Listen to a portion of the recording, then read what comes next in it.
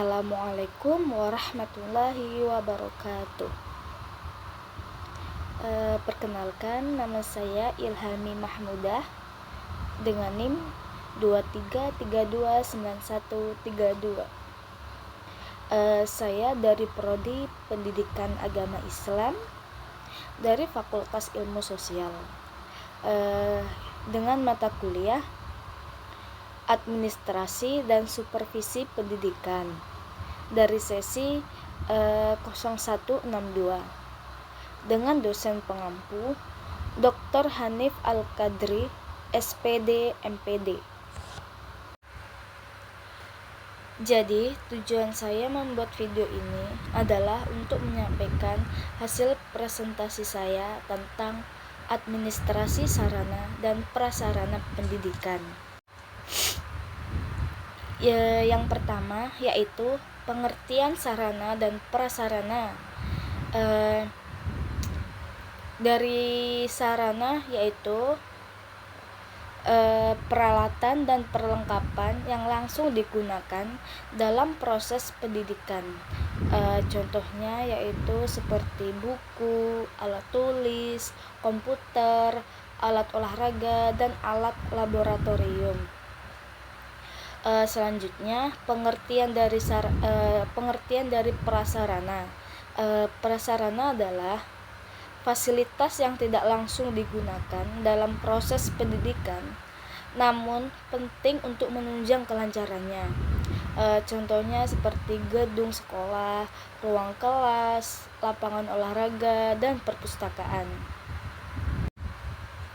Selanjutnya yaitu alasan pentingnya mengelola sarana prasarana atau sarpras, yaitu yang pertama efektivitas dan efisiensi. Maksudnya pengelolaan sarana dan prasarana yang baik itu menjamin proses pembelajaran berjalan dengan lancar dan lebih efektif. Yang kedua yaitu pencapaian tujuan pendidikan, di mana sarana dan prasarana yang memadai membantu mencapai tujuan pendidikan yang telah ditetapkan. Yang selanjutnya yaitu memenuhi kebutuhan.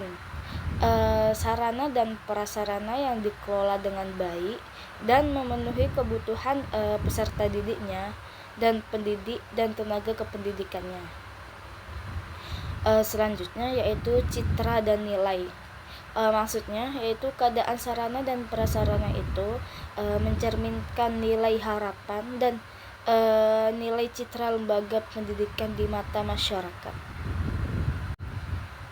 Selanjutnya yaitu kelompok sarana dan prasarana pendidikan.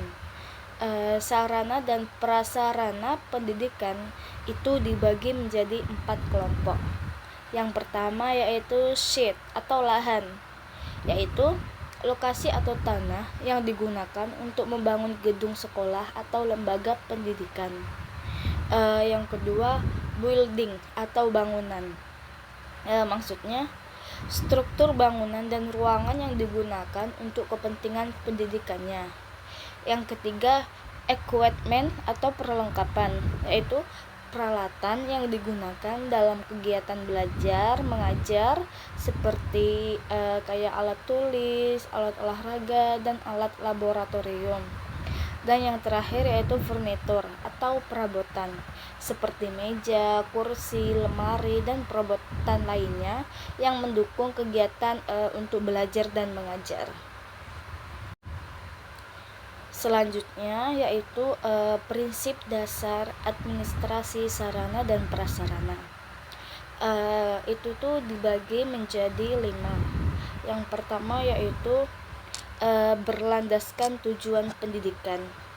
Maksudnya administrasi sarana dan prasarana harus selaras dengan tujuan pendidikan dan mencerminkan nilai dan harapan untuk masyarakat. Yang kedua, perencanaan bersama. Artinya perencanaan sarana prasarana itu harus melibatkan tim ahli dan mempertimbangkan kebutuhan semua pihak. Yang ketiga yaitu bisa memenuhi kebutuhan peserta didiknya. Maksudnya, administrasi sarana dan prasarana harus diprioritaskan untuk memenuhi kebutuhan peserta didiknya. Yang keempat yaitu memenuhi kebutuhan pendidik. Administrasi sarana dan prasarana itu harus selaras dengan kebutuhan pendidikan peserta didik dan pendidik dan tenaga kependidikan. Dan yang terakhir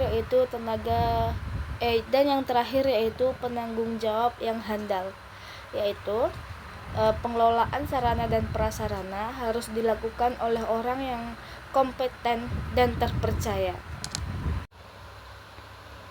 Selanjutnya yaitu aktivitas administrasi sarana prasarana, dibagi menjadi 8. Yang pertama yaitu perencanaan. Perencanaan yaitu menentukan kebutuhan sarana dan prasarana berdasarkan analisis kebutuhan, jenis, kualitas, dan jumlahnya. Yang kedua yaitu pengadaan. Pengadaan yaitu seperti membeli, menyewa, atau meminta sarana prasarana yang dibutuhkannya. Yang ketiga yaitu inventarisasi atau inventaris, yaitu mencatat semua sarana prasarana yang dimiliki, memberikan kode dan mencatat data penting tentang sarana dan prasarananya. Yang keempat yaitu penyimpanan. Maksudnya yaitu untuk menyimpan sarana prasarana dengan baik bisa dilakukan di gudang penyimpanan yang memenuhi syarat. Selanjutnya yaitu penataan. Penataan di sini yaitu menata sarana dan prasarananya dengan baik dan rapi untuk menjamin kondisi higienis dan menarik peserta didik untuk minat belajarnya. Selanjutnya yaitu penggunaan. Penggunaan yaitu memanfaatkan sarana prasarana untuk kegiatan belajar mengajar sesuai jadwal dan kebutuhannya. Selanjutnya yaitu pemeliharaan.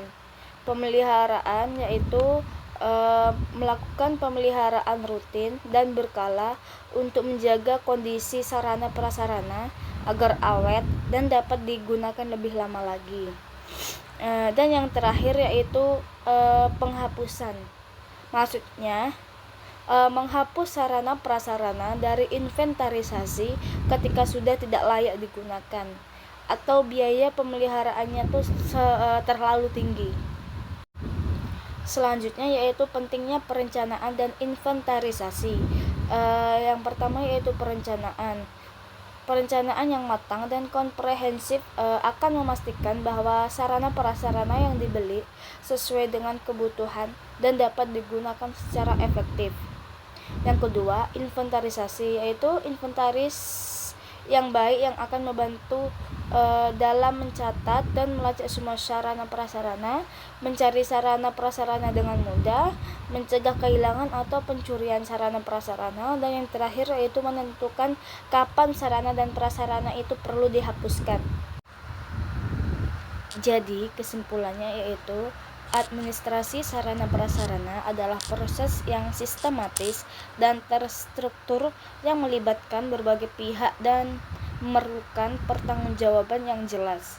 Tujuan akhir dari administrasi sarana dan prasarana yaitu untuk menunjang proses pembelajaran dan mencapai tujuan pendidikan.